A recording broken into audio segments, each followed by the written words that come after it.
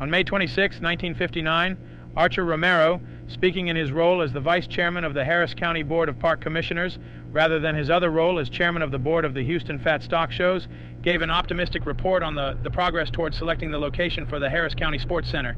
He noted that the favored location was South Main Street, and he focused on the proposed coliseum to house the Fat Stock Show.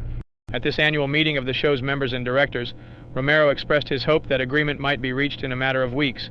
He noted that the park board had already met with me and Conrad Hilton, the two owners of the adjoining land, and that our meetings had been most congenial and in a spirit of civic cooperation. He added that the Herman Hospital estate, which had also shown interest, remained to be contacted. My part in this land deal harkened back to the year 1954, when just 4 months after purchasing the Arrowhead Park tract, I bought this triangular tract from rancher developer Jess Little, which was located about 2,000 feet down Old Main Street Road from the Old Spanish Trail, known as the Old Mullen Triangle. The 61-acre tract, which was one of the few remaining areas of that size, left undeveloped inside the city limits, cost me a total of $457,500, and as was my practice, it was transacted in my word as my bond style. Returning back to my retelling of Mr. Romero's meeting, Archer believed the Fat Stock Show was closer at that moment to new quarters, as well as housing for many other civic enterprises than they ever had been.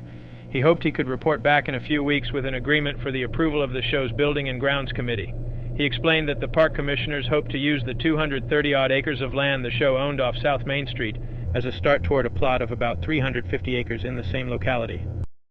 Archer also noted that the revenue generated from Coliseum operations would put the park board in the position of listening to people like us at the Houston Sports Association who were interested in baseball, football, and other projects with the thought of starting on the outdoor stadium.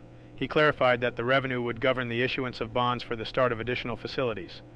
William Kirkland, chairman of the park board, agreed with Romero's estimate of the present status of the project, marking the first concrete move toward the $20 million plant, which already had been given intensive study.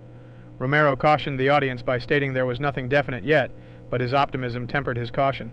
He left the group with the feeling that the show was on the road with Houston's progress serving as the keynote.